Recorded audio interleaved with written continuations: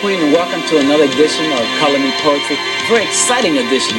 Today we're going to talk about art. We're going to talk about airbrush art, and we're going to talk about what our guests call Whereable-Art. I'd like to welcome and introduce at this time my most illustrious guest, Mr. Keven-Wastson, and his homie, Brother KC. Right. Welcome, gentlemen. Let's talk about airbrush art and Whereable-Art and how you got started. Okay, basically, it all started on, like, the streets of New York.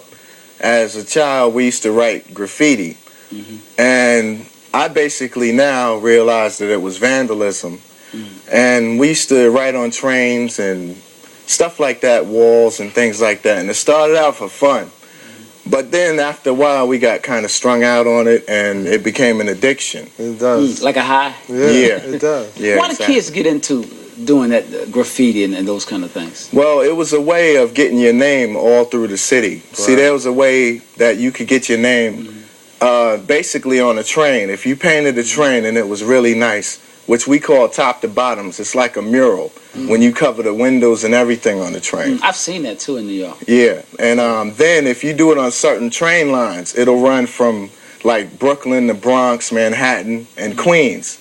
And in order to go all city, you had to hit a train that ran through the whole city. Right. And that's called all city, when your name is riding all through the city. What would they do? What would the transit officials do to get rid of it? Well, basically, the methods they used were whiting out trains. They would man more police and things like that. But we worked at such awkward hours, and we had such an awkward approach that they had no way of catching us, really. When you say we, how many people, how many brothers would go out? Well, we had what you would call a crew, a posse, a mob. We were really deep, meaning you had a lot of people. That would range anywhere from 8 to 15 people, sometimes 20 to do a train. All artists? Yeah, in some form they were all artists, but so it was street art. You did it so much that you became, you perfected the art. Well, in a way, what happened was a friend of ours, his name was Stash, his nickname was Stash, and he couldn't escape one night, and they sent out some dogs, and we went in what they call a graveyard, where they have old trains that are dead, they no longer use them or whatever.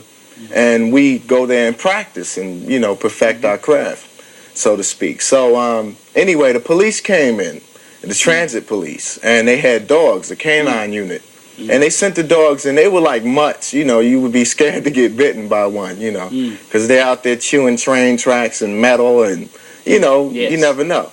So we escaped like slim. We had a slim chance of escaping because our ladders, we only had one at that night. And the only way to escape, they're on the ground. So the dogs are coming at you, and you have to grab all your paints and really, collect all your stuff before you go, because it's kind of expensive, too, with the spray cans. And so we climbing the ladders and getting on top of the train, and Stash couldn't make it. He was kind of heavy set. And he was so fat, he couldn't run really that fast. And he got caught. A dog caught his leg and pulled him down off the ladder.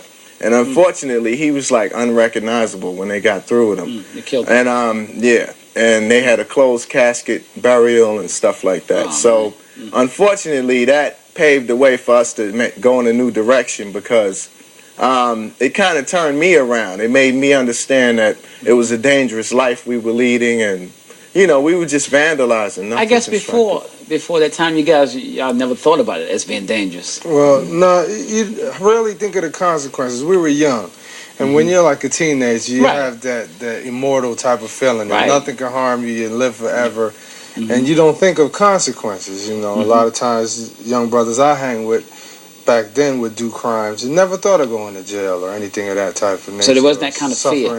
Yeah, you don't. When you're a teenager, sometimes you just invincible. Yeah, exactly. It's such an art form, though. What makes it an art form? Well, I guess it's the delivery and the way that you express things, and the colors. I guess they associate it with art because the colors and the mediums that you use, because it's actually paint. But what turned us around was we all took a vow after Stash died never to touch another spray can. So I was kind of addicted to the propellant, like propelling paint onto something with a spray. And that's when I got into airbrush, and nobody really introduced us to airbrush. It was always in our community. Training? No formal training, and anybody that we always saw doing it had no formal training. And everybody is good in our neighborhood who does it. Yeah, they do serious portraiture. And they do it all the time. Yeah. In New York, it's a large amount of competition. Really? Yeah.